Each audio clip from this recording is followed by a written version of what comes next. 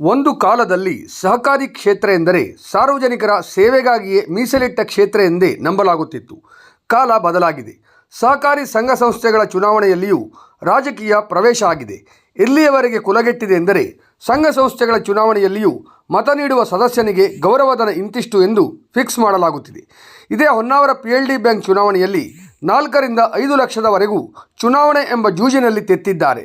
ನಂತರ ಅಧ್ಯಕ್ಷರ ಆಯ್ಕೆಯಲ್ಲಿಯೂ ಒಂದಿಷ್ಟು ಹಣದ ಆಟ ನಡೆಯಲಿದೆ ಎಂದೇ ಹೇಳಲಾಗುತ್ತಿದೆ.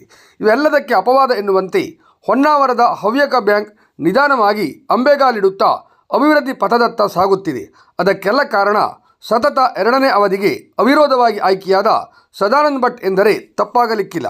ಅವರ ನೇರ ನುಡಿಯ ವ್ಯಕ್ತಿತ್ವದಿಂದಲೇ ಹೊನ್ನಾವರದಾದ್ಯಂತ ಅಪಾರ ಸಂಖ್ಯೆಯ ಆತ್ಮೀಯರನ್ನು ಗಳಿಸಿದ್ದಾರೆ. ಈ ಹಿಂದೆ ಹೊನ್ನಾವರ ಪಟ್ಟಣ ಪಂಚಾಯತ್ ಸದಸ್ಯರಾಗಿ ಅಧ್ಯಕ್ಷರಾಗಿ ಪಡೆದ ಅನುಭವವನ್ನು ಇಂದು ಹವ್ಯಕ ಬ್ಯಾಂಕಿನ ಆಡಳಿತ ವ್ಯವಸ್ಥೆಯಲ್ಲಿ ಅಳವಡಿಸಿಕೊಂಡು ಬ್ಯಾಂಕಿನ ಸರ್ವತೋಮುಖ ಅಭಿವೃದ್ಧಿಗೆ ಶ್ರಮಿಸುತ್ತಿದ್ದಾರೆ. ಬ್ಯಾಂಕಿಗೆ ವ್ಯವಹಾರಕ್ಕಾಗಿ ಬರುವ ಗ್ರಾಹಕರನ್ನು ಅತ್ಯಂತ ಆತ್ಮೀಯವಾಗಿ ನೋಡಿಕೊಂಡು ಅವರ ಕಷ್ಟ ಸುಖಗಳಿಗೆ ಸ್ಪಂದಿಸುತ್ತಾ ಬ್ಯಾಂಕಿನ ಅಭಿವೃದ್ಧಿಯ ಬಗ್ಗೆಯೂ ಅಷ್ಟೇ ಕಾಳಜಿ ಹೊಂದಿದ್ದಾರೆ.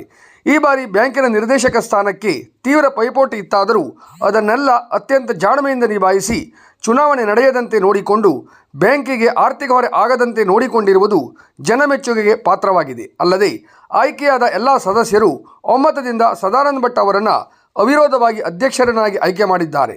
ವೃತ್ತಿಯಲ್ಲಿ ಅತ್ಯುತ್ತಮ ವೈದಿಕರಾಗಿ ಸದಾ ಸಮಾಜ ಚಿಂತನೆಯನ್ನು ಹೊಂದಿರುವ ಅವರು ಕಣ್ಣಿಗೆ ಕಂಡ ತಪ್ಪನ್ನು ಶಾಸಕರಾಗಲಿ ಸಂಸದರಾಗಲಿ ಅಥವಾ ಅಧಿಕಾರಿಗಳೇ ಆಗಲಿ ಅವರನ್ನು ನೇರವಾಗಿ ಖಂಡಿಸಿದ್ದಾರೆ. ದೇಹಿ ಎಂದು ಬಂದವರನ್ನು ಎಂದೂ ಬಿಟ್ಟುಕೊಟ್ಟ ಜಾಯಮಾನದವರೇ ಅಲ್ಲ. ಹಾಗಾಗಿ ನೂತನವಾಗಿ ಅವಿರೋಧವಾಗಿ ಅಧ್ಯಕ್ಷರಾಗಿ ಆಯ್ಕೆಯಾಗಿರುವ ಸದಾನಂದ ಭಟ್ಟರ ನೇತೃತ್ವದಲ್ಲಿ ಹೊನ್ನಾವರ ಹವ್ಯಕ ಬ್ಯಾಂಕ್ ಜಿಲ್ಲೆಯಲ್ಲಿಯೇ ಉತ್ತಮ ಹೆಸರು ಗಳಿಸುವಂತಾಗಲಿ ಎಂದು ಆಶಿಸಿ ಅವರ ಆತ್ಮೀಯರು ಶುಭ ಹಾರೈಸಿದ್ದಾರೆ. ಇದರೊಟ್ಟಿಗೆ ಬ್ಯಾಂಕಿನ ವ್ಯವಸ್ಥಾಪಕರಾದ RR ಭಟ್ ನವಿಲ್ಗೋಣ್ ಕೂಡ ಹಲವು ವರ್ಷಗಳಿಂದ ಕಾರ್ಯನಿರ್ವಹಿಸುತ್ತಿದ್ದು ಅತ್ಯಂತ ಶಿಸ್ತಿನ ಅಧಿಕಾರಿ ಎಂದೇ ಗುರುತಿಸಿಕೊಂಡಿದ್ದಾರೆ. ಅದರಂತೆಯೇ ಉಳಿದ ಸಿಬ್ಬಂದಿಗಳು ಕೂಡ ಉತ್ತಮವಾಗಿ ಕಾರ್ಯನಿರ್ವಹಿಸುತ್ತಿದ್ದಾರೆ. ಹವ್ಯಕ ಬ್ಯಾಂಕಿಗೆ ಉಪಾಧ್ಯಕ್ಷರಾಗಿ ಗಣಪತಿ ಈಶ್ವರ್ ಜೋಶಿ ಅವಿರೋಧವಾಗಿ ಆಯ್ಕೆಯಾಗಿದ್ದಾರೆ.